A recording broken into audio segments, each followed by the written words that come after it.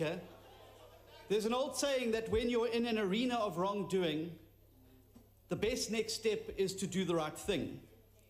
And if we're to act with integrity as this House, I think the question we have to ask ourselves, especially after the last 8 years, is simply this: haven't we paid enough for Mr. Zuma already? The 10 million people who've been pushed into the unemployment queues because of his disastrous policies have certainly paid enough. The millions of our citizens who've had their futures and opportunities robbed from underneath them have certainly paid enough. The SASSA beneficiaries who have to now wait up into the early hours of the morning and snake around the post offices just to get their meager grant have certainly paid enough. The citizens of the Republic of South Africa who continue to pay on a daily basis through the increases in VAT, tax hikes, petrol prices, and the cost of living to pay for the estimated 100 billion rand that state capture has cost South African citizens have also certainly paid enough. This is a constitutional delinquent who has compromised not only this Parliament, but compromised the office of the presidency and compromised the Constitution of the Republic. Haven't we paid enough? We built a retirement village for Mr. Zuma at Nkandla. As the details that emerged from the Zondo Commission of the deep rot and deep tentacles that have extended from Nkandla to the union buildings through government departments to our state-owned entities, surely the price we've paid there is enough. The legal fees that we've had to fund over the 10 years as Mr. Zuma desperately fights for the day in court that he desperately wants by trying to avoid that day in court.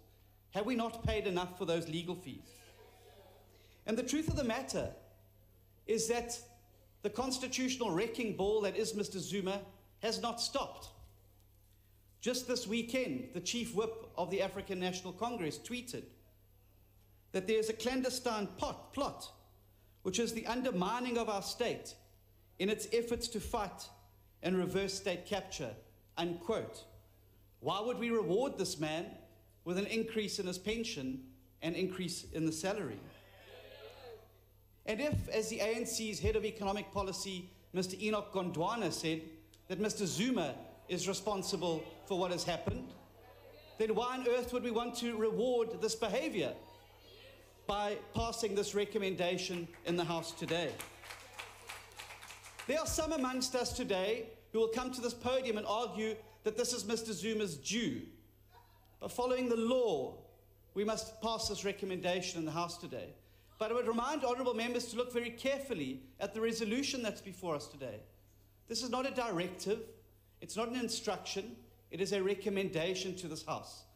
And the people who passed this law and put this mechanism in place had in mind that it is this House and us as the elected members of this Parliament who are the representatives of the people of South Africa and custodians of the public purse and the Constitution would have to apply our minds in considering that recommendation.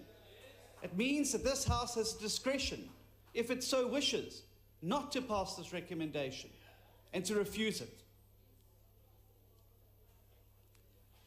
The famed African author Chinua Achebe said that one of the truest tests of integrity is the blunt refusal to be compromised. The DA will not be compromised.